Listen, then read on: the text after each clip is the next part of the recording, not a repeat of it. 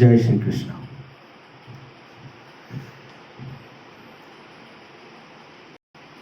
मैं भगवान श्री कृष्ण से प्रार्थना करता हूँ पूरे देश और दुनिया की समस्या महामारी कोरोना से भगवान श्री कृष्ण हम सबकी रक्षा करें। मैं आज आपके सामने गीता पाठ प्रारंभ करने का प्रयास कर रहा हूँ। मुझे ख्याल आया कि जब मैं गीता पाठ करूं तो लोग मुझे देखें, ज़्यादा से ज़्यादा सुने। भगवान श्री कृष्ण ने कहा है दुनिया की हर समस्या का समाधान मैं ही हूँ। मेरे भक्त बनो, मेरे दोस्त बनो, मेरी पूजा करो, मेरी आराधना करो, मैं आपके सभी दुखों का निवारण करूँगा। यही सोचकर मैं आज से भागवत गीता का अध्याय 1 का प्रारंभ कर रहा हूँ। जय श्री कृष्ण।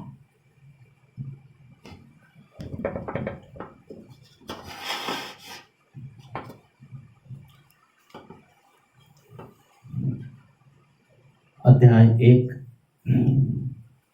कुरुक्षेत्र के युद्ध स्थल में सैन्य निरीक्षण।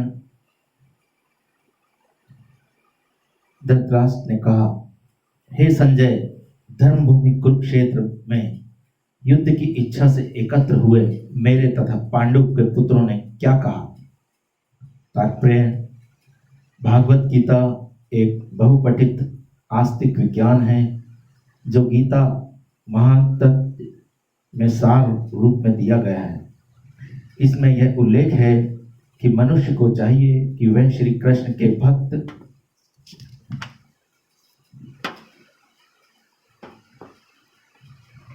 बनकर रहे।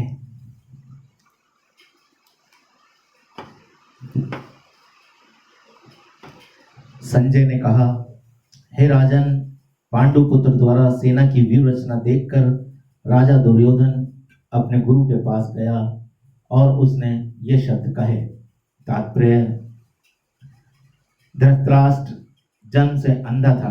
दुर्भाग्यवश वह आध्यात्मिक दृष्टि से भी वंचित था। यह भी जानता था कि उसी के समान उसके पुत्र भी धर्म के मामले में अंधे हैं और उसे विश्वास था कि वे पांडव के साथ कभी भी समझौता नहीं कर पाएंगे, क्योंकि पांडव जन्म से ही पवित्र थे। फिर भी उसे तीर्थ स्थान के प्रभाव के विषय में संदेह था। इसलिए संजय युद्ध भूमि की स्थिति के विषय में उसके प्रश्न के मंतव्य को समझ दिलाया कि उसके पुत्र पवित्र स्थान के प्रभाव में आकर किसी प्रकार का समझौता करने नहीं जा रहे हैं। उसने राजा को बताया कि उसका पुत्र दुर्योधन पांडव की सेना को देखकर तुरंत अपने सेनापति द्रोणाचार्य को वास्तव की स्थिति में अवगत कराने गया। यद्यपि दुर्योधन को राजा कहकर संबोधित किया है, तो भी स्थिति की गंभीरता के कारण उसे सेनापति के पास जाना पड़ा। अतएव दुर्योधन राजनीतिक बनने के लिए सर्वदा उपयुक्त था, किंतु जब उसने पांडवों की व्यूह रचना देखी तो उसका यह कूटनीतिक व्यवहार उसके भय को छिपा ना पाया। हे आचार्य, पांडु पुत्रों की विशाल सेना को देखकर, जिसे आपके बुद्धिमान शिष्य द्रुपद के पुत्र ने इतने कौशल से व्यवस्थित किया है। तात्पर्य, परम राजनीतिक दुर्योधन महान ब्राह्मण सेनापति द्रोणाचार्य के दोषों को इंगित करना चाहता था। अर्जुन की पत्नी द्रौपदी के पिता राजा द्रुपद के साथ द्रोणाचार्य का कुछ राजनीतिक झगड़ा था। इस झगड़े के फलस्वरूप द्रुपद ने एक महान यज्ञ संपन्न किया, जिससे उसे एक ऐसा पुत्र प्राप्त होने का वरदान था जो द्रोणाचार्य का वध कर सके।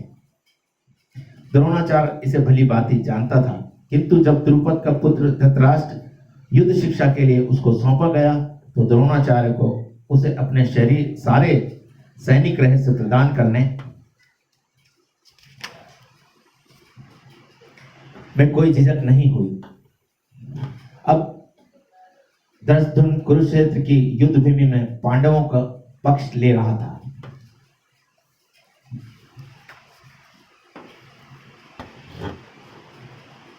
दुर्योधन ने द्रोणाचार्य की इस दुर्बलता की और इंगित किया जिससे वह युद्ध में सजग रहे और समझौता ना करें। इसके द्वारा वह द्रोणाचार्य को यह भी बताना चाह रहा था कहीं वह अपने प्रिय शिष्य पांडवों के प्रति युद्ध में उदारता ना दिखा बैठे। विशेष रूप से अर्जुन उसका अत्यंत प्रिय एवं तेजस्वी शिष्य था। दुर्योधन ने यह भी चेतावनी दी कि युद्ध में इस प्रकार की उदारता से हार हो सकती है। इस सेना में भीम तथा अर्जुन के समान युद्ध करने वाले अनेक वीर धनुर्धर हैं, यथा महारथी, युयोधान, विराट तथा द्रुपद। तात्पर्य, यद्यपि युद्ध कला में द्रोणाचार्य की महान शक्ति के समक्ष दृष्टद्युम्न महत्वपूर्ण बाधक नहीं था, किंतु ऐसे अनेक योद्धा थे जिसमें भय था। दुर्योधन इन्हें विजय पथ में अत्यंत बाधक बताता है, क्योंकि इनमें से प्रत्येक योद्धा भीम तथा अर्जुन के समान दुर्जय था। उसे भीम तथा अर्जुन के बल का ज्ञान था, इसलिए वह अन्यों की तुलना इन दोनों से करता था। इनके साथ ही दृष्टकेतु, चेकितान, काशीराज, पुरुजित, कुंतीभोज तथा शैब्य जैसे महान शक्तिशाली योद्धा भी हैं। पराक्रमी युधामन्यु, अत्यंत शक्तिशाली उत्मौजा, सुभद्रा का पुत्र तथा द्रौपदी के पुत्र, ये सभी महारथी हैं।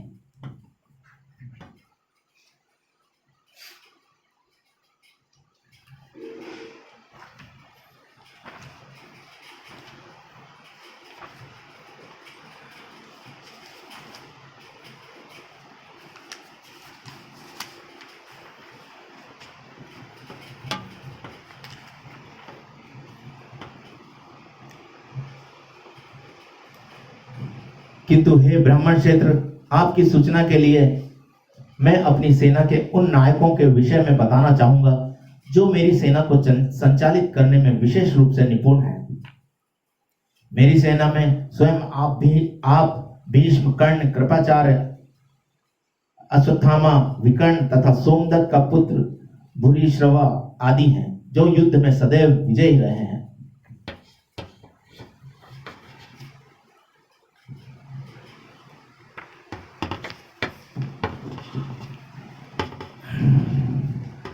दुर्योधन उन अद्वितीय युद्ध वीरों का उल्लेख करता है जो सदैव विजयी होते हैं।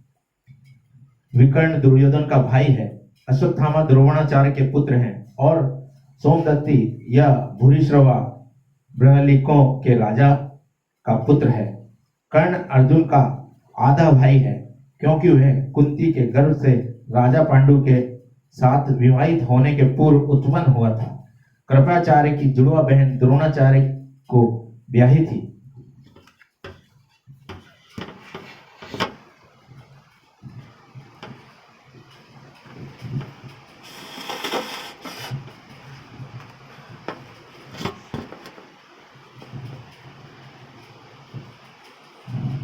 ऐसे अन्य वीर भी हैं जो मेरे लिए अपना जीवन त्याग करने के लिए उद्यत हैं। वे विविध प्रकार के हथियारों से सुसज्जित हैं और युद्ध विद्या में निपुण हैं। तात्पर्य, जहां तक अन्यों का तथा जयद्रथ, कृतवर्मा तथा शैल्य का संबंध है, वे सब दुर्योधन के लिए अपने प्राणों की आहुति देने के लिए तैयार रहते हैं। दूसरे शब्दों में यह पूर्ण निश्चित है कि वे अब पापी दुर्योधन के दल में सम्मिलित होने के कारण कुरुक्षेत्र के युद्ध में मारे जाएंगे। निसंदेह अपने मित्रों की संयुक्त शक्ति के कारण दुर्योधन अपनी विजय के प्रति आश्वस्त था।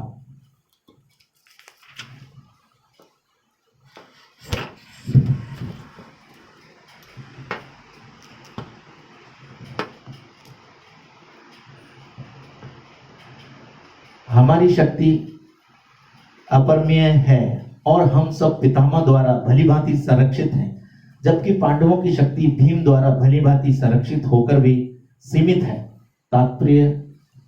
तात्पर्य यहाँ पर दुर्योधन ने तुलनात्मक शक्ति का अनुमान प्रस्तुत किया है।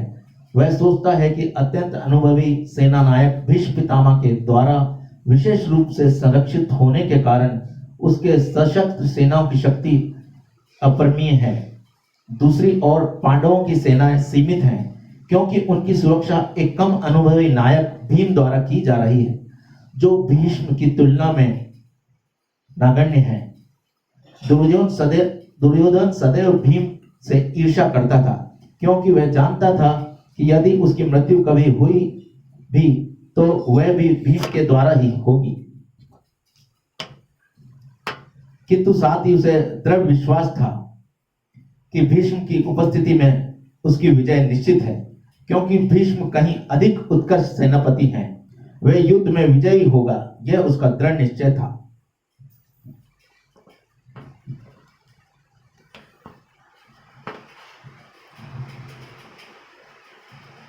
अतएव सैन्य व्यू में अपने अपने मोर्चों पर खड़े रहकर सभी भीष्म पितामह को पूरी तरह सहायता दें। तात्पर्य भीष्म पितामह के शौर्य की प्रशंसा करने के बाद दुर्योधन ने सोचा कि कहीं अन्य योद्धा यह न समझ लें कि उन्हें कम महत्व दिया जा रहा है। अतः दुर्योधन ने अपने सहज कूटनीतिक ढंग से स्थिति संभालने के उद्देश्य से उपयुक्त शब्द कहे। उसने बलपूर्वक कहा कि भीष्मदेव निसंदेह महानतम योद्धा हैं, किंतु अब वे वृद्ध हो चुके हैं। अतः प्रत्येक सैनिक को चाहिए कि चारों ओर से उनकी सुरक्षा का विशेष ध्यान रखे। हो सकता है कि वे किसी एक दिशा में युद्ध करने में लगे रह जाएं और शत्रु इस व्यस्तता का लाभ उठा लें। अतः यह आवश्यक है कि अन्य योद्धा मोर्चा अपनी अपनी स्थिति पर अड़िग रहें और शत्रु को व्यूह न तोड़ने दें।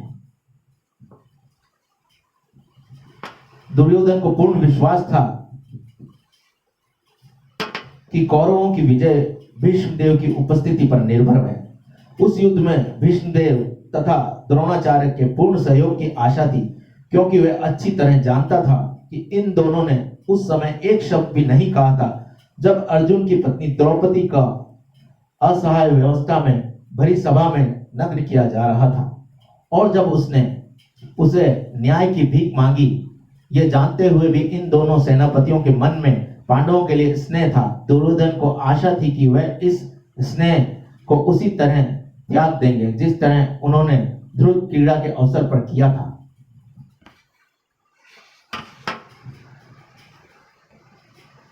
तब कुरुवंश के वीरवृद्ध परम प्रतापी एवं वृद्ध पितामह ने सिंह गर्जना की सी ध्वनि करने वाले अपने शंख को उच्च स्वर से बजाया, जिससे दुर्योधन को हर्ष हुआ।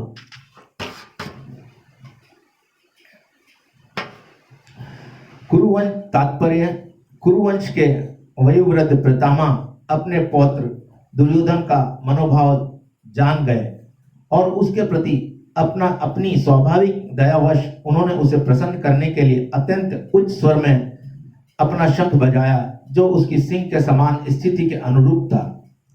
अप्रत्यक्ष रूप से में शंख के द्वारा प्रतीकात्मक ढंग से उन्होंने अपने हताश पौत्र दुर्योधन को बता दिया कि उन्हें युद्ध में विजय की आशा नहीं है, क्योंकि दूसरे पक्ष में साक्षात भगवान श्री कृष्ण हैं।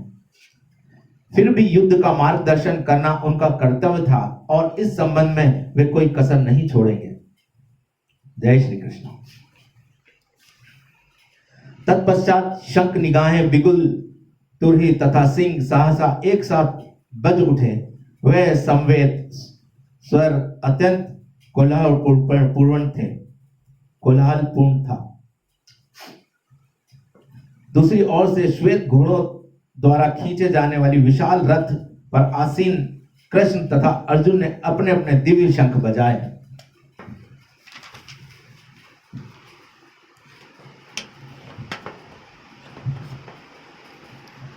तात्पर्य भीष्मदेव द्वारा बजाए गए शंख की तुलना में कृष्ण तथा अर्जुन के शंखों को दिव्य कहा गया है। दिव्य शंखों के नाद से यह सूचित हो रहा था कि दूसरे पक्ष की विजय की कोई आशा न थी, क्योंकि कृष्ण पांडवों के पक्ष में थे। जयस्तु पांडुपुत्राणा येषा पक्षे जनार्दना। जय सदा पांडु के पुत्र जैसों की होती है, क्योंकि भगवान श्री कृष्ण उनके साथ हैं, और जहां भगवान विद्यमान हैं वहीं लक्ष्मी भी रहती है, क्योंकि वे अपने पति के बिना नहीं रह सकती है। अतः जैसा कि विष्णु या भगवान कृष्ण के शंख द्वारा उत्पन्न दिव्य ध्वनि से सूचित हो रहा था, तथा श्री दोनों ही अर्जुन की प्रतीक्षा कर रही थी। इसके अतिरिक्त जिस रथ में दोनों मित्र आसीन थे वह अर्जुन को अग्नि देवता द्वारा प्रदत्त था, और इससे सूचित हो रहा था कि इन तीनों लोकों में जहां कहीं भी यह जाएगा वहां विजय निश्चित है। भगवान श्री कृष्ण ने अपना पांडव शंख बजाया, अर्जुन ने देवदत्त शंख तथा अतिभोजी एवं अतिमानवीय कार्य करने वाले भीम ने पौंड नामक भयंकर शंख बजाया। तात्पर्य, इस श्लोक में भगवान श्री कृष्ण को ऋषिकेश कहा गया है, क्योंकि वे समस्त इंद्रियों के स्वामी हैं। सारे जीव इनके विद्रांश हैं, अतः जीवों की इंद्रियां भी इनकी इंद्रियों के अंश हैं। क्योंकि निर्वेशवादी जीवों की इंद्रियों के कारण बताने में असमर्थ हैं, इसलिए वे जीवों की इंद्रियां रहित या निर्विशेष कहने के लिए उत्सुक रहते हैं। भगवान समस्त जीवों के हृदय में स्थिर होकर उनकी इंद्रियों को निर्देशित करते हैं, किंतु वे इस तरह निर्देशित करते हैं कि जीव उनकी शरण ग्रहण कर लेते हैं, और विशुद्ध भक्त की इंद्रियों का तो वे प्रत्यक्ष निर्देशन करते हैं। यहाँ कुरुक्षेत्र की युद्ध भूमि में भगवान श्री कृष्ण अर्जुन की दिव्य इंद्रियों का निर्देशन करते हैं, इसलिए उनको ऋषिकेश कहा गया है। भगवान के विविध कार्यों के अनुसार उनके भिन्न भिन्न नाम हैं। उदाहरण, इनका नाम मधुसूदन है, क्योंकि उन्होंने मधु नाम के एक असुर को मारा था। वे गौओं तथा इंद्रियों के नाम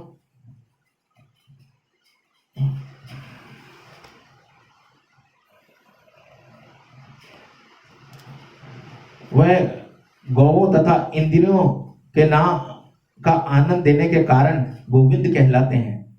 वासुदेव के पुत्र होने के कारण इनका नाम वासुदेव है। देवकी को माता के रूप में स्वीकार करने के कारण इनका नाम देवकी नंदन है। वे वृंदावन में यशोदा के नाम से बाल लीला करने के कारण ये यशोदा नंदन है। अपने मित्र अर्जुन का सारथी बनने के कारण पार्थ सारथी हैं। इसी कारण उनका एक नाम ऋषिकेश है, क्योंकि उन्होंने कुरुक्षेत्र में युद्ध स्थल में अर्जुन का निर्देशन किया। इस श्लोक में अर्जुन को धनंजय कहा गया है, क्योंकि जब इनके बड़े भाई को विभिन्न यज्ञ संपन्न करने के लिए धन की आवश्यकता हुई थी, तो उसे प्राप्त करने में इन्होंने सहायता की थी। इसी प्रकार भीम वृकुदर कहलाते हैं, क्योंकि जैसे वे अधिक खाते हैं उसी प्रकार अति मानवीय कार्य करने वाले हैं।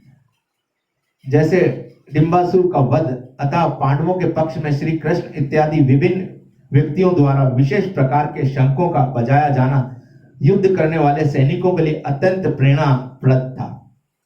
विपक्ष में ऐसा कुछ न था, ना तो परम निदेशक भगवान श्री कृष्ण थे, ना ही भाग्य की देवी श्री लक्ष्मी थी, अतः युद्ध में उनका पराजय पुनर्निश्चित थी। शंखों की ध्वनि मानो यही संदेश दे रही थी।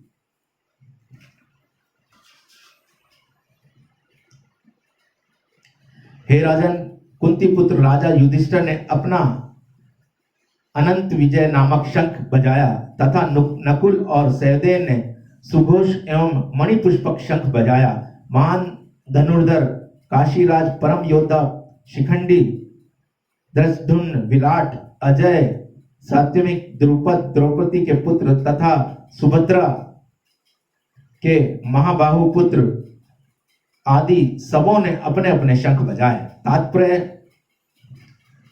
संजय ने राजा धृतराष्ट्र को अत्यंत चतुराई से यह बताया कि पांडु के पुत्रों को धोखा देने तथा राज सिंहासन पर अपने पुत्रों को आसीन कराने के यह अविवेकपूर्ण नीति श्लाघनीय नहीं है थी। लक्षणों के पहले से ही यह सूचित हो रहा था कि इस महायुद्ध में सारा कुरुवंश मारा जाएगा। भीष्म पितामह से लेकर अभिमन्यु तक, अन्य पुत्रों तक, विश्व के अनेक देशों के राजाओं समेत उपस्थित सारे के सारे लोगों का विनाश निश्चित था। यह सारी दुर्घटना राजा धृतराष्ट्र के कारण होने जा रही थी, क्योंकि उसने अपने पुत्रों की कुनीति को प्रोत्साहन दिया था।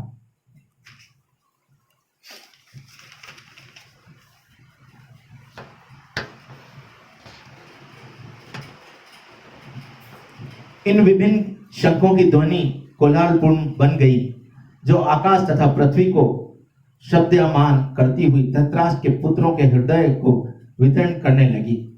तात्पर्य, जब भीष्म तथा दुर्योधन के पक्ष में अन्य वीरों ने अपने अपने शंख बजाए तो पांडवों के हृदय विदीर्ण नहीं हुए। ऐसी घटनाओं का वर्णन नहीं मिलता, किंतु इस विशिष्ट श्लोक में कहा गया है कि पांडव पक्ष के शंखनाद से धृतराष्ट्र के पुत्रों के हृदय विदीर्ण हो गए। इस कारण स्वयं पांडव और भगवान श्री कृष्ण में उनका विश्वास है। परमेश्वर की शरण ग्रहण करने वाले को किसी प्रकार का भय नहीं रह जाता, चाहे वह कितनी ही विपत्ति में क्यों न हो। उस समय हनुमान से अंकित ध्वजा लगे रथ पर आसीन पांडुपुत्र अर्जुन अपना धनुष उठाकर तीर चलाने के लिए उद्युक्त हुआ। हे राजन, धृतराष्ट्र के पुत्रों को व्यूह में खड़ा देखकर अर्जुन ने श्री कृष्ण से ये वचन कहे। तात्पर्य, युद्ध प्रारंभ होने ही वाला था। उपयुक्त कथन से ज्ञात होता है कि पांडवों की सेना की अप्रत्याशित व्यवस्था से धृतराष्ट्र के पुत्र बहुत कुछ निरुत्साहित थे, क्योंकि युद्ध भूमि में पांडवों का निर्देशन भगवान श्री कृष्ण के आदेश अनुसार हो रहा था। अर्जुन की ध्वजा पर हनुमान का चिन्ह भी विजय सूचक है, क्योंकि हनुमान ने राम तथा रावण युद्ध में राम की सहायता की थी, जिससे राम विजय हुए थे। इस समय अर्जुन की सहायता के लिए उनके रथ पर राम तथा हनुमान दोनों उपस्थित थे।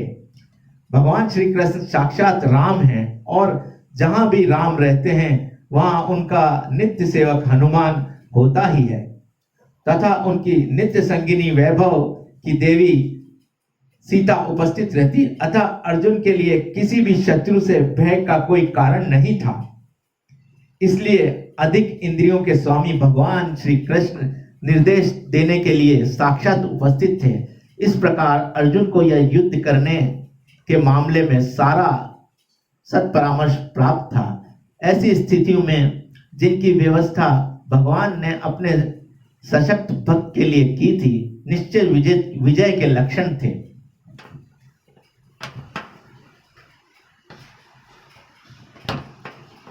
अर्जुन ने कहा, हे अच्युत, कृपा करके मेरा रथ दोनों सेनाओं के बीच ले चलो, जिससे मैं ये यहाँ उपस्थित युद्ध की अभिलाषा रखने वालों को और शस्त्रों की इस महान परीक्षा में जिनसे मुझे संघर्ष करना है उन्हें देख सकूं। तात्पर्य, यद्यपि श्री कृष्ण भगवान साक्षात श्री भगवान हैं, किंतु वे अहेतु कृपावश अपने मित्र की सेवा में लगे हुए थे। वे अपने भक्तों पर स्नेह दिखाने में कभी नहीं चूकते, इसलिए अर्जुन ने उन्हें अच्युत कहा है। सारथी के रूप में अर्जुन की आज्ञा का पालन करना था, और उन्होंने इसमें कोई संकोच नहीं दिखाया। अतः उन्हें अच्युत कहकर संबोधित किया गया। यद्यपि उन्होंने अपने भक्त को सारथी पद स्वीकार किया था, किंतु इससे उनकी परम स्थिति अक्षुण्ण बनी रही। प्रत्येक परिस्थिति में वे अपनी इंद्रियों के स्वामी भगवान ऋषिकेश हैं। भगवान तथा उनके सेवक का संबंध अत्यंत मधुर एवं दिव्य होता है। सेवक की स्वामी की सेवा करने के लिए सदैव उद्यम रहता है, और भगवान भी भक्ति की कुछ न कुछ सेवा करने की कोशिश में रहते हैं। वे इससे विशेष आनंद का अनुभव करते हैं कि वे स्वयं आज्ञादाता न बने, अपितु उनके शब्द भक्त उन्हें आज्ञा दे। चूंकि वे स्वामी हैं, अतः सभी लोग उनके आज्ञा पालक हैं, और उनके ऊपर उनको कोई आज्ञा देने वाला नहीं है। किंतु जब वे देखते हैं कि उनका शुद्ध भक्त आज्ञा दे रहा है, तो उन्हें दिव्य आनंद मिलता है, यद्यपि वे समस्त परिस्थितियों में अच्युत रहने वाले हैं। भगवान का शुद्ध भक्त होने के कारण अर्जुन को अपने बंधु बांधवों से युद्ध करने की तनिक भी इच्छा न थी, किंतु दुर्योधन तथा शांतिपूर्ण समझौता न करने हठधर्मिता पर उतारू होने के कारण उसे युद्धभूमि में आना पड़ा।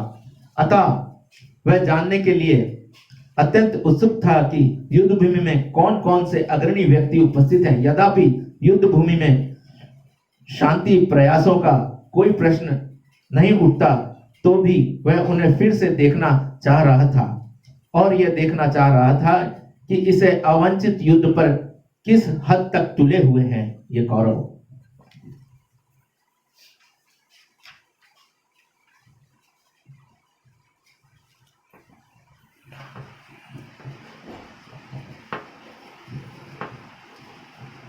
मुझे उन लोगों को देखने दीजिए जो यहां पर धृतराष्ट्र के दुर्बुद्धि पुत्र दुर्योधन को प्रसन्न करने की इच्छा से लड़ने आए हैं। तात्पर्य यह सर्वविदित था कि दुर्योधन अपने पिता धृतराष्ट्र की साठगांठ से पापपूर्ण योजनाएं बनाकर पांडवों के राज को हड़पना चाहता था। अतः जिन समस्त लोगों के दुर्योधन का पक्ष ग्रहण किया था, वे उसी के समान धर्मा रहे होंगे। अर्जुन युद्ध प्रारंभ होने से पूर्व यह तो जान ही लेना चाहता था कि कौन कौन से लोग आए हैं, किंतु उनके समक्ष समझौता का प्रस्ताव रखने की उसकी कोई योजना नहीं थी।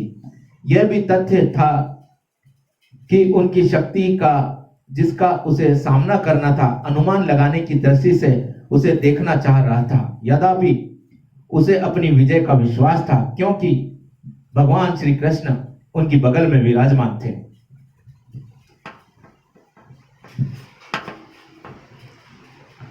संजय ने कहा, हे भरतवंशी, अर्जुन द्वारा इस प्रकार संबोधित किए जाने पर भगवान श्री कृष्ण ने दोनों दलों के बीच में उस उत्तम रथ को लेकर लाकर खड़ा कर दिया। तात्पर्य इस श्लोक में अर्जुन को गुंडाकेश कहा गया है। गुंडाका का अर्थ है नींद, और जो नींद को जीत लेता है वह गुंडाकेश है। नींद का अर्थ अज्ञान भी है। अतः अर्जुन ने श्री कृष्ण की मित्रता के कारण नींद तथा अज्ञान दोनों पर विजय प्राप्त की थी। कृष्ण के भक्त के रूप में वह कृष्ण को क्षण भर भी नहीं भुला पाया, क्योंकि भक्त का स्वभाव ही ऐसा होता है। यहां तक कि चलते अथवा सोते हुए भी कृष्ण के रूप में वह गुणी तथा लीलाओं को चिंतन से भक्त कभी मुक्त नहीं रह सकता। अतः कृष्ण को का भक्त उनका निरंतर चिंता करते हुए नींद में तथा अज्ञान दोनों को जीत सकता है। इसी को कृष्ण भावनामृत या समाधि कहते हैं। प्रत्येक जीव की इंद्रियां तथा मन के निर्देशन अर्थात ऋषिकेश के रूप में कृष्ण अर्जुन के महत्व को समझ गए कि वे क्यों सेनाओं के मध्य में रथ को खड़ा करवाना चाहते हैं। अतः उन्होंने वैसा ही किया, और फिर वे इस प्रकार बोले,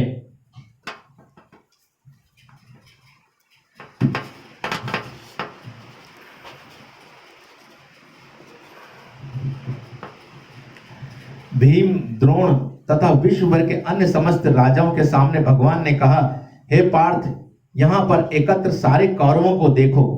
तात्पर्य सभी जीवों के परमात्मा स्वरूप भगवान श्री कृष्ण ये जानते थे कि अर्जुन के मन में क्या बीत रहा है। इस प्रसंग में ऋषिकेश शब्द का प्रयोग सूचित करता है कि वे सब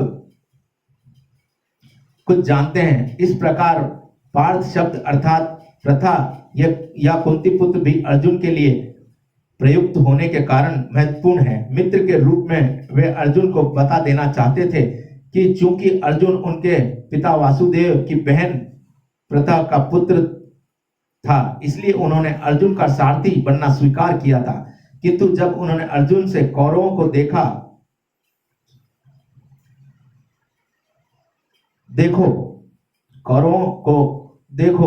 कहा कि कौरवों को देखो, तो इससे उसका अभिप्राय क्या था? क्या अर्जुन वहीं पर रुककर युद्ध करना नहीं चाहता था? कृष्ण को अपनी बुआ प्रथा के पुत्र से कभी भी ऐसी आशा नहीं थी। इस प्रकार से कृष्ण ने अपने मित्र की मन स्थिति की पूर्व सूचना परिहासवश दी है। अर्जुन ने वहां पर दोनों पक्षों की सेनाओं के मध्य अपने अपने चाचा ताऊ पितामहों गुरुओं मामाओं भाइयों पोत्रों पुत्रों मित्रों ससुरों और शुभ चिंतकों को भी देखा। तात्पर्य युद्ध भूमि में अपने सभी संबंधियों को देख सका। वह अपने पिता समकालीन भूरिश्रवा जैसे व्यक्ति भीष्म तथा सोमदत्त जैसे पितामह द्रोणाचार्य और कृपाचार्य जैसे गुरुओं शैल्य तथा शकुनी जैसे मामाओं दुर्योधन जैसे भाइयों लक्षण जैसे पुत्रों अश्वत्थामा जैसे मित्रों एवं कृतवर्मा जैसे शुभ चिंतकों को देख सका। वह उन सेनाओं को भी देख सका जिनमें उनके मित्र थे।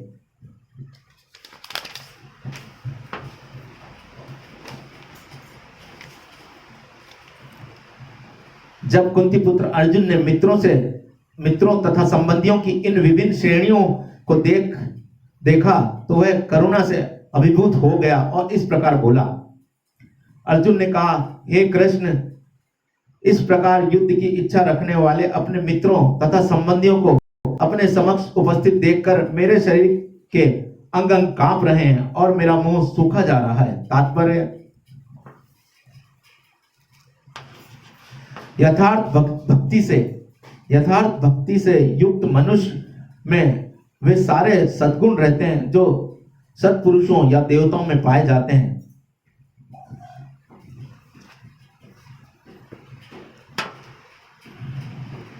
जबकि अभक्त अपनी शिक्षा तथा संस्कृति के द्वारा भौतिक योग्यताओं में चाहे कितना भी उन्नत क्यों न हो, वे ईश्वरीय गुरुओं से विभिन्न होता है। अतः स्वजनों मित्रों तथा संबंधियों को युद्ध भूमि में देखते ही अर्जुन उन सबों के लिए करुणा से अभिभूत हो गया जिन्होंने परस्पर युद्ध करने का निश्चय किया था। जहां तक उसके अपने सैनिकों का संबंध था, वह उनके प्रति प्रारंभ से दयालु था, किंतु विपक्षी दल के सैनिकों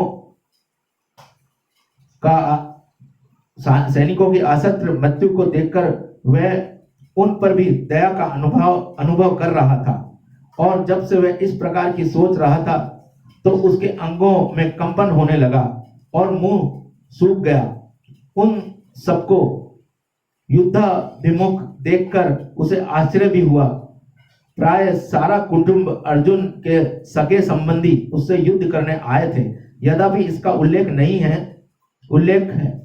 है, किंतु युद्ध तो भी सहज अनुमान लगाया जा सकता था कि न केवल उसके अंग कांप रहे थे और मुंह सूख रहा था, अपितु वह दयावश रुदन भी कर रहा था। अर्जुन में ऐसे लक्षण किसी दुर्बलता के कारण नहीं, अपितु हृदय की कोमलता के कारण था, जो भगवान के शुद्ध भक्त का लक्षण है। अतः कहा गया है,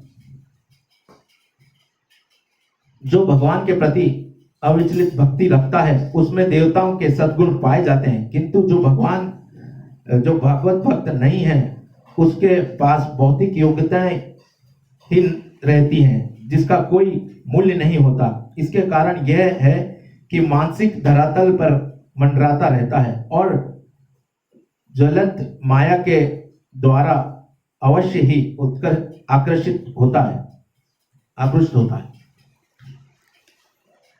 मेरा सारा शरीर कांप रहा है, मेरे रोंगटे खड़े हो रहे हैं, मेरा गांडीव धनुष मेरे हाथ से सरक रहा है, मेरी त्वचा जल रही है। तात्पर्य शरीर से में दो प्रकार का कंपन होता है और रोंगटे भी दो प्रकार से खड़े होते हैं।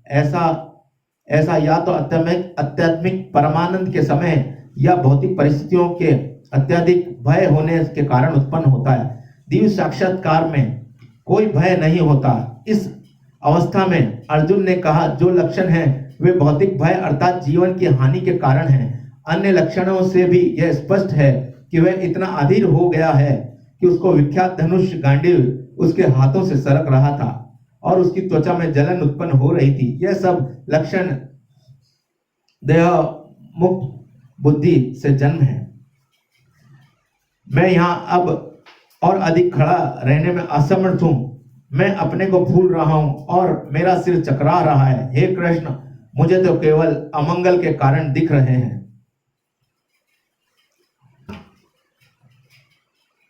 तात्पर्य, अपने अधैर्य के कारण अर्जुन युद्ध भूमि में खड़ा रहने में असमर्थ था और अपने मन की दुर्बलता के कारण उसे आत्मविस्मृति हो रही थी।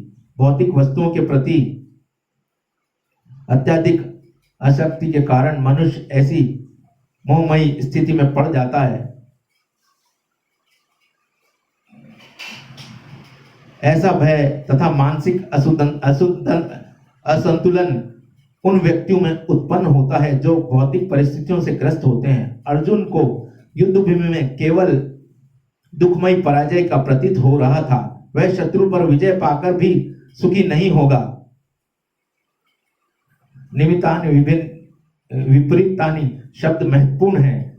जब मनुष्य को अपनी आशाओं में केवल निराशा दिखती है तो वह सोचता है, मैं यहाँ क्यों हूं। प्रत्येक प्राणी अपने में तथा अपने स्वार्थ में रुचि रखता है। किसी को भी परमार्थ में रुचि नहीं होती। कृष्ण की इस इच्छा से अर्जुन ने अपने स्वार्थ के प्रति अज्ञान दिखा रहा है। मनुष्य का वास्तविक स्वार्थ तो विष्णु या कृष्ण में निहित है। बुद्धिजीव इसे भूल जाता है, इसलिए उसे भौतिक कष्ट उठाने पड़ते हैं। अर्जुन ने सोचा कि उसकी विजय केवल उसके शोक का कारण बन सकती है।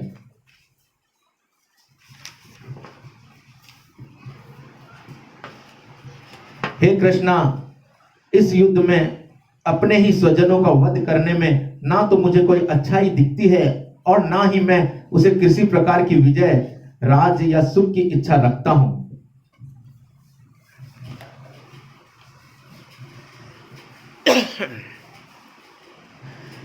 तात्पर्य, यह जाने बिना कि मनुष्य का स्वार्थ विष्णु या में है या सारे बुद्धिजीव शारीरिक संबंधों के प्रति यह सोचकर आकर्षित होते हैं कि वे ऐसी परिस्थितियों में प्रसन्न रहेंगे। ऐसी देहात्मक बुद्धि के कारण वे भौतिक सुख के कारण को ही भूल जाते हैं। अर्जुन तो क्षत्रिय का नैतिक धर्म भी भूल गया था। कहा जाता है कि दो प्रकार के मनुष्य परम शक्तिशाली तथा सूर्यमंडल में प्रवेश करने के योग्य होते हैं। एक तो क्षत्रिय जो कृष्ण की आज्ञा से युद्ध में मरता है तथा दूसरा सन्यासी जो आध्यात्मिक अनुशीलन में लगा रहता है। अर्जुन अपने शिष्यों को भी मारने से विमुख हो रहा है। अपने संबंधियों की बात तो छोड़ दो, वह सोचता है कि स्वजनों को मारने से उसे जीवन में सुख नहीं मिल सकेगा, अतः वह लड़ने के लिए इच्छुक नहीं है। जिस प्रकार की भूख न लगने पर कोई भी भोजन बनाने को तैयार नहीं होता, उसने तो बन जाने का निश्चय कर लिया जहां वह एकांत से निरीक्षापूर्ण जीवन काट सके। किंतु क्षत्रिय होने के नाते उसे जीवन निर्वाह के लिए राज्य चाहिए, क्योंकि क्षत्रिय कोई अन्य कार्य नहीं कर सकता। किंतु अर्जुन के पास राज्य कहाँ है? उसके लिए तो राज्य प्राप्त करना का एकमात्र अवसर है कि वह अपने बंधु बांधवों से लड़कर अपने पिता राज्य का उत्तराधिकार प्राप्त करे, जिसे वह करना नहीं चाह रहा था। इसलिए वह अपने को जंगल में एकांत करके निराशा का एकांत जीवन बिताने योग्य समझ रहा है।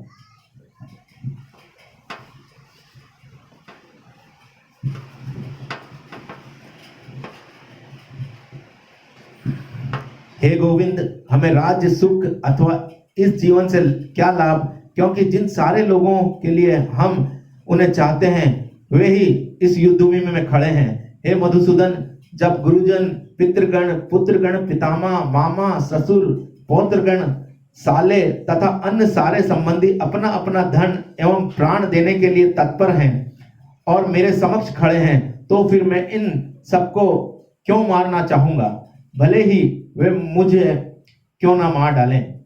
हे जीवों के पालक, मैं इन सबों से लड़ने को तैयार नहीं, भले ही बदले में मुझे तीनों लोग क्यों ना मिले हों, इस पृथ्वी की तो बात ही छोड़ दो, भला धृतराष्ट्र के पुत्रों को मारकर हमें कौन सी प्रसन्नता मिलेगी।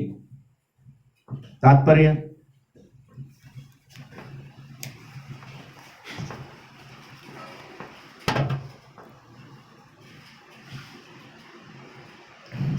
अर्जुन ने भगवान श्री कृष्ण को गोविंद कहकर संबोधित किया। गोविंद वे गौओं तथा इंद्रियों के समस्त प्रसन्नता के विषय हैं। इस विशिष्ट शब्द का प्रयोग करके अर्जुन संकेत करता है कि कृष्ण यह समझे कि अर्जुन की इंद्रियां कैसे तृप्त होंगी, किंतु गोविंद हमारी इंद्रियों को तृष्ट करने के लिए नहीं है। हाँ, यद्यपि हम गोविंद की इंद्रियों को तुष्ट करने का प्रयास करते हैं तो हमारी इंद्रियां स्वतः तुष्ट होती हैं। बौद्धिक दृष्टि से प्रत्येक व्यक्ति अपनी इंद्रियों को तुष्ट करना चाहता है और चाहता है कि ईश्वर उसको आज्ञापालक की तरह काम करे, किंतु ईश्वर उनकी तृप्ति वही तक करते हैं जितनी कि वे पात्र होते हैं, उस हद तक नहीं जितना वे चाहते हैं। किंतु जब कोई इसके विपरीत मार्ग ग्रहण करता है, अर्थात जब वह अपनी इंद्रियों की तृप्ति की चिंता ना करके गोविंद की इंद्रियों की तृष्टि करने का प्रयास करता है, तो गोविंद की कृपा से जीव की सारी इच्छाएं पूर्ण हो जाती हैं। यहाँ पर जाति तथा कुटुंबनीय के प्रति अर्जुन का प्रगाढ़ स्नेह आंशिक रूप से इन सबके प्रति उसकी स्वाभाविक करुणा के कारण है। अतः वह युद्ध करने के लिए तैयार नहीं है। हर व्यक्ति अपने वैभव का प्रदर्शन अपने मित्रों तथा परिजनों के समक्ष करना चाहता है, किंतु अर्जुन को भय है कि वह सारे मित्र तथा परिजन युद्ध भूमि में मारे जाएंगे और वह विजय के पश्चात उसके साथ अपने वैभव का उपयोग नहीं कर सकेगा। भौतिक जीवन का यह सामान्य लेखा जोखा है, किंतु आध्यात्मिक जीवन इससे सर्वदा भिन्न होता है।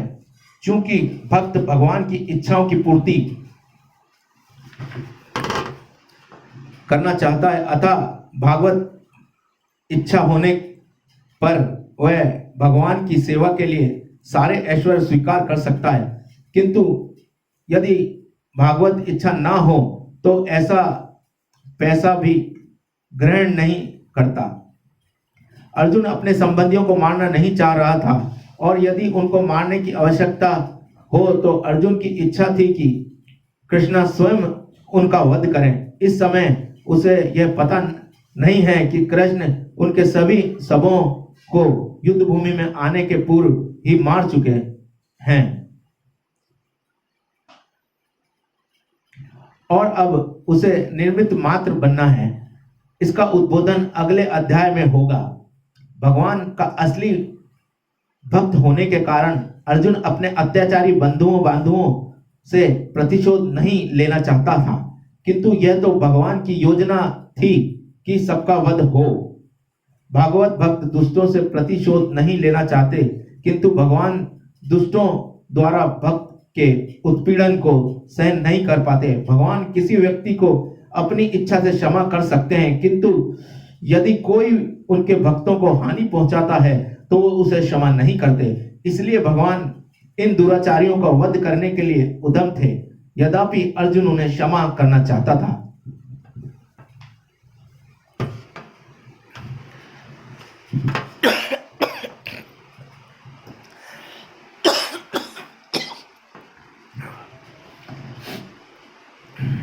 यदि हम ऐसे अतर्कनियों का वध करते हैं तो हम पर भी पाप चढ़ेगा। अतः यह उचित नहीं होगा कि हम धृतराष्ट्र के पुत्रों तथा उनके मित्रों का वध करें। हे लक्ष्मीपति कृष्ण, इससे हमें क्या लाभ होगा, और अपने ही कुटुंबियों को मारकर हम किस प्रकार सुखी हो सकते हैं। तात्पर्य, वैदिक आदेश अनुसार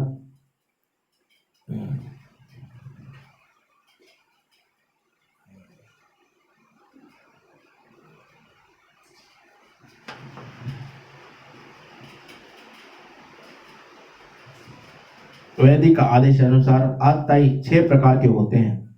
1 विष देने वाला, 2 घर में अग्नि लगाने वाला, 3 घातक हथियार से आक्रमण करने वाला, 4 धन लूटने वाला, 5 दूसरे की भूमि हड़पने वाला, तथा 6 पराई स्त्री का अपहरण करने वाला।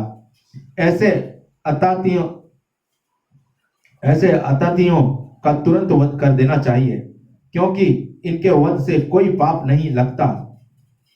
आतताइयों का इस तरह वध करना किसी सामान्य व्यक्ति का शोभा दे सकता है, किंतु अर्जुन को कोई सामान्य व्यक्ति नहीं है। वे स्वभाव से साधु है, अतः वह उसके साधुवाद व्यवहार करना चाहता था, किंतु इस प्रकार का व्यवहार क्षत्रिय के लिए उपयुक्त नहीं है। यद्यपि राज्य के प्रशासन के लिए उत्तरदायी व्यक्ति को साधु प्रकृति का होना चाहिए, किंतु उसे कायर नहीं होना चाहिए। उदाहरण के लिए भगवान राम इतने साधु थे कि आज भी लोग राम राज्य में रहना चाहते हैं, किंतु उन्होंने कभी कायरता प्रदर्शित नहीं की। रावण आतताई था, क्योंकि वह राम की पत्नी सीता का अपहरण करके ले गया था, किंतु राम ने उसे ऐसा पाठ पढ़ाया जो विश्व इतिहास में बेजोड़ है। अर्जुन के प्रसंग में विशिष्ट प्रकार के आतिथ्यों से भेंट होती है। उसके निजी पितामह, आचार्य, मित्र, पौत्र इत्यादि। इसलिए अर्जुन ने यह विचार किया कि उनके प्रति वह सामान्य आतिथ्य जैसा कटु व्यवहार ना करें। इसके अतिरिक्त साधु पुरुषों को तो क्षमा करने की सलाह दी जाती है। साधु पुरुषों के लिए ऐसे आदेश किसी राजनीतिक आपातकाल से अधिक महत्व रखते हैं। इसलिए अर्जुन के विचार किया कि राजनीतिक कारणों से स्वजनों का वध करने की अपेक्षा धर्म तथा सदाचार दृष्टि से उन्हें क्षमा कर देना उचित होगा। अतः क्षणिक शारीरिक सुख के लिए इस तरह वध करना लाभप्रद नहीं होगा। अतः जब सारा राज्य तथा उससे प्राप्त सुख स्थायी नहीं है, तो फिर अपने स्वजनों को मारकर वह अपने ही जीवन तथा शाश्वत मुक्ति को संकट में क्यों डालें। अर्जुन द्वारा कृष्ण को माधव अथवा लक्ष्मीपति के रूप में संबोधित करना भी सार्थक है। वह लक्ष्मीपति कृष्ण को यह बताना चाह रहा था कि उसे ऐसा काम करने के लिए प्रेरित ना करें जिससे अनिष्ट हो, किंतु कृष्ण कभी भी किसी का अनिष्ट नहीं कर चाहते, भक्तों का तो कदापि नहीं। हे जनार्दन, यद्यपि लोभ से अभिभूत चित्त वाले ये लोग अपने परिवार को मारने या अपने मित्रों को द्रोह करने से कोई दोष नहीं देखते, किंतु हम लोग जो परिवार के विनष्ट करने में अपराध देख सकते हैं, ऐसे पाप कर्मों में क्यों प्रवृत्त हो। तात्पर्य,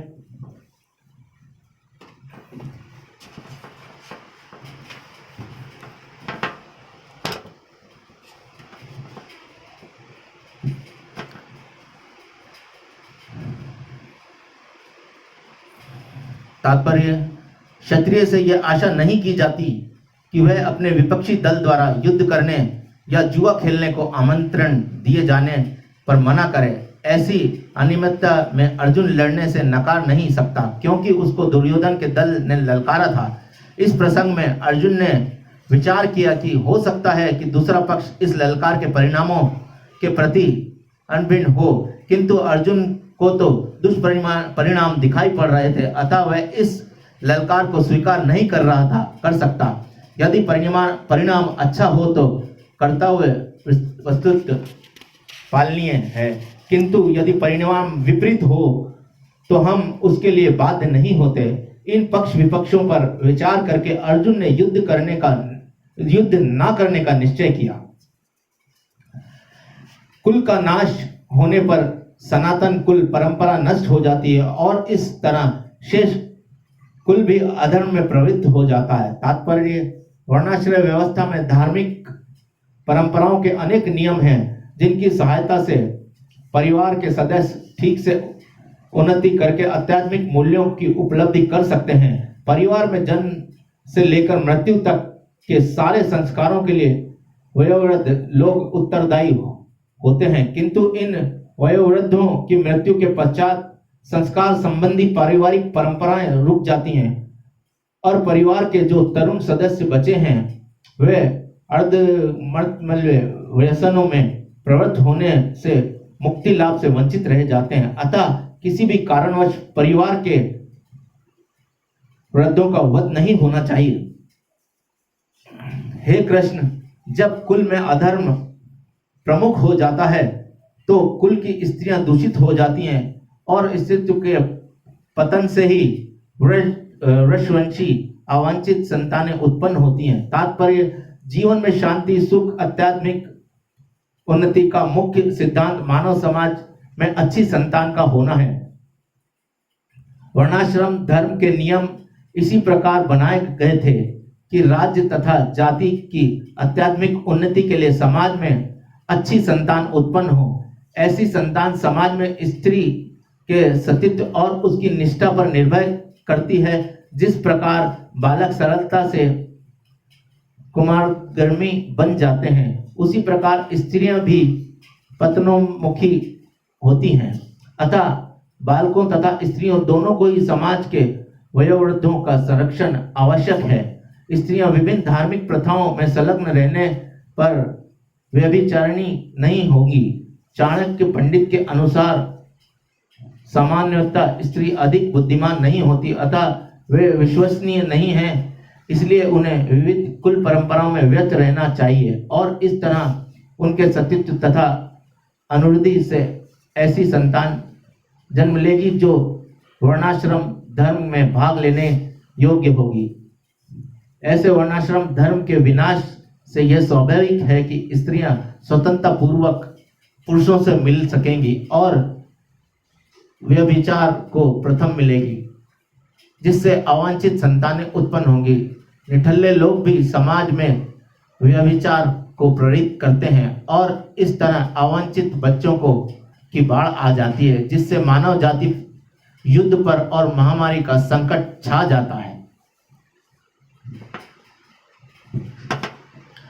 अवांछित संतानों की वृद्धि से निश्चय ही परिवार के लिए तथा पारिवारिक परंपराओं को विनाश करने वाला के लिए नरकीय जीवन उत्पन्न होता है। ऐसा पतित कुलों के पुरखे गिर जाते हैं, क्योंकि उन्हें जल तथा पिंडदान देने की क्रियाएं समाप्त हो जाती हैं। तात्पर्य, सकाम कर्म की विविध विधानों के अनुसार कुल के पितरों के समय समय पर जल तथा पिंडदान किया जाना चाहिए।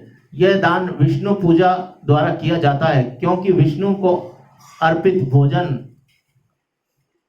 के भाग खाने के सारे पाप कर्मों से उद्धार हो जाते हैं। कभी कभी पितृगण विविध प्रकार से पाप कर्मों से ग्रस्त हो सकते हैं और कभी कभी उनमें से कुछ स्थूल शरीर प्राप्त न हो सकने के कारण उन्हें प्रेतों के रूप में सूक्ष्म शरीर धारण करने के लिए बाध्य होना पड़ता है। अतः जब वंशजों द्वारा पितरों को बचा प्रसाद अर्पित किया जाता है तो उनका प्रतियोनि या अन्य प्रकार के दुखमय जीवन में उद्धार होता है। पितरों को इस तरह की सहायता पहुंचाना कुल परंपरा है और जो लोग भक्ति का सारा जीवन व्यापन करते हैं उन्हें अनुष्ठान करने होते हैं। केवल भक्ति करने से मनुष्य के सैकड़ों क्या हजारों पितरों को ऐसे संकटों से उबार सकता है। भगवान ने कहा गया है, जो पुरुष अन्य समस्त कर्तव्यों को त्याग कर मुक्ति के दाता मुकुंद के चरण कमलों की शरण करता है और इस पक्ष पर गंभीरता पूर्वक चलता है, वह देवताओं, मुनियों, सामान्य जीवों, स्वजनों, मनुष्यों या पितरों के प्रति अपने कर्तव्य या ऋण से मुक्त हो जाता है। श्री भगवान की सेवा करने से ऐसे दायित्व अपने आप पूरे हो जाते हैं।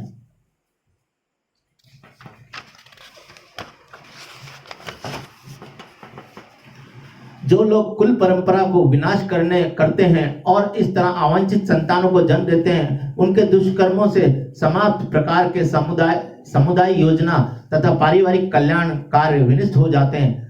तात्पर्य, सनातन धर्म या वर्णाश्रम धर्म द्वारा निर्धारित मानव समाज के चरणों वर्णों के लिए समुदाय योजना एवं पारिवारिक कल्याण कार्य इसलिए नियोजित हैं कि मनुष्य चरम मोक्ष प्राप्त कर सके। अतः समाज के अनुत्तरदायी नायकों तथा सनातन धर्म के परंपराओं के विखंडन से उस समाज का अवस्था फैलती है। फलस्वरूप जो लोग जीवन के उद्देश्य विष्णु को भूल जाते हैं, ऐसे नायक अंधे कहलाते हैं, और जो लोग इनका अनुगमन करते हैं वे निश्चय ही कुव्यवस्था की ओर अग्रसर होते हैं। हे प्रजापालक कृष्ण, मैंने गुरु परंपरा से सुना है कि जो लोग कुल धर्म का विनाश करते हैं वे सदैव नरक में वास करते हैं। तात्पर्य, अर्जुन अपने तर्कों का अपने निजी अनुभव पर आधारित करके आचार्यों से जो सुन रखा है उस पर आधारित करता है। वास्तव ज्ञान प्राप्त करने की यह विधि है। जिस व्यक्ति ने अपने से ज्ञान प्राप्त कर रखा है उसे व्यक्ति की सहायता के बिना कोई भी वास्तविक ज्ञान तक नहीं पहुंच सकता। वर्णाश्रम धर्म की एक पद्धति के अनुसार मृत्यु के पूर्व मनुष्य को पाप कर्मों के लिए प्रायश्चित करना होता है। जो पापात्मा उसे इस विधि का अवश्य उपयोग करना चाहिए। ऐसा किए बिना मनुष्य निश्चित रूप से नरक भेजा जाएगा, जहां उसे अपने पाप कर्मों के लिए कष्टमय जीवन बिताना होगा। ओ, कितने आश्चर्य की बात है कि हम सब जघन्य पाप कर्म करने के लिए उद्यम हो रहे हैं। राज सुख भोगने की इच्छा से प्रेरित होकर हम अपने ही संबंधियों को मारने पर तुले हैं। तात्पर्य, स्वार्थ के वशीभूत होकर मनुष्य अपने सगे भाई, बाप या माँ का वध जैसे पाप कर्मों में प्रवृत्त हो जाता है। विश्व के इतिहास में ऐसे अनेक उदाहरण मिलते हैं, किंतु भगवान का साधु भक्त होने के कारण अर्जुन सदाचार के प्रति जागरूक है, अतः वह ऐसे कार्यों से वचन का प्रयत्न करता है। यदि शास्त्रधारी धृतराष्ट्र के पुत्र मुझे निहत्थे तथा रणभूमि में प्रतिरोध न करने वाले को मारे तो यह मेरे लिए श्रेयस्कर होगा। तात्पर्य, क्षत्रियों के युद्ध नियमों के अनुसार ऐसी प्रथा है कि निहत्थे तथा विमुख शत्रु पर आक्रमण न किया जाए, किंतु अर्जुन ने निश्चय किया है कि शत्रु भले ही इस विषम अवस्था में उस पर आक्रमण कर दे, किंतु वह युद्ध नहीं करेगा। उसने इस पर विचार नहीं किया है कि दूसरा दल युद्ध के लिए कितना उद्यम है। इन सब लक्षणों के कारण उसकी दृढ़ता है, जो भगवान के महान भक्त होने के कारण उत्पन्न हुई है।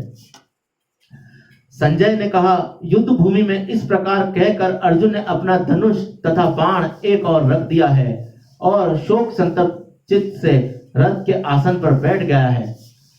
तात्पर्य, अपने शत्रु की स्थिति का अवलोकन करते समय अर्जुन रथ पर खड़ा हो गया था, किंतु वह शोक से इतना संतप्त हो उठा कि अपने धनुष बाण एक और रखकर रथ के आसन पर पुनः बैठ गया। ऐसा दयालु तथा कोमल हृदय व्यक्ति जो भगवान की सेवा में रत हो, आत्मज्ञान प्राप्त करने योग्य है। इस प्रकार भागवत गीता के प्रथम अध्याय कुरुक्षेत्र के युद्ध स्थल में सैनिकरण का भक्ति वेदांत तात्पर्य पूर्ण हुआ। जय श्री कृष्ण। पहला अध्याय मैंने आपके सामने पढ़ा, उम्मीद है आप सब सुनेंगे। दूसरा अध्याय लेकर दूसरे भाग में उपस्थित होऊंगा। श्री कृष्ण की कृपा रही तो जरूर सुनाऊंगा। जय श्री कृष्ण।